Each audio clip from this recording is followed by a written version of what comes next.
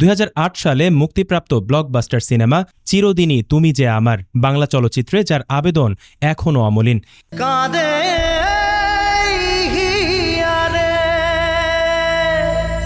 এই সিনেমার মাধ্যমে দর্শকদের হৃদয়ে স্থায়ী জায়গা করে নিয়েছিলেন রাহুল অরুণোদয় বন্দ্যোপাধ্যায় ও প্রিয়াঙ্কা সরকার। 1.5 যুগ পরেও সিনেমাটির গান আর গল্প যেমন স্মৃতিতে জাগরুক, তেমনি সেই জনপ্রিয় নায়ক রাহুল অরুণোদয় বন্দ্যোপাধ্যায় শুটিং করতে গিয়ে পানিতে ডুবে মারা গেছেন। রোববার 29 মার্চ কলকাতা ভিত্তিক একাধিক গণমাধ্যমে প্রকাশিত খবরে বলা হয়, ভোলে বাবা পার কারেগা নামের একটি ধারাবাহিকের শুটিং চলাকালে পানিতে নামেন রাহুল। এরপর আর উঠতে পারেননি তিনি। স্থানীয় সূত্র জানায়, দীর্ঘ সময় পানির নিচে থাকার পর ইউনিটের টেকনিশিয়ানরা তাকে উদ্ধার করে দ্রুত দীঘা হাসপাতালে নিয়ে যান। তবে কর্তব্যরত চিকিৎসক তাকে মৃত ঘোষণা করেন এবং জানান হাসপাতালে আনার আগেই তার মৃত্যু হয়েছে।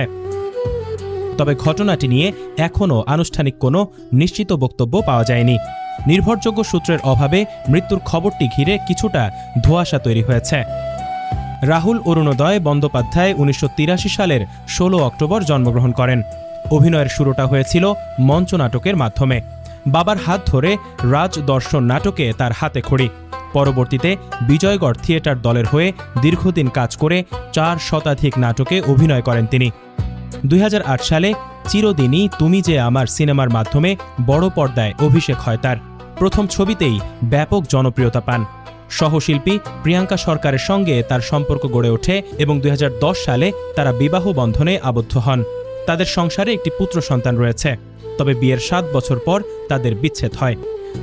রাহুল অরুণোদয়ের মৃত্যুর খবরটি ভক্তদের মধ্যে গভীর শোকের জন্ম দিলেও বিষয়টি নিয়ে এখনও নিশ্চিত কোনো সরকারি বা পারিবারিক বক্তব্য না আসায় অপেক্ষা বাড়ছে পরিষ্কার তথ্যের জন্য।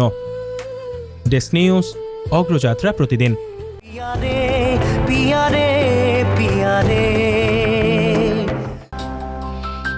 অগ্রযাত্রা প্রতিদিন, নির্ভীক প্রত্যয়ে উজ্জীবিত।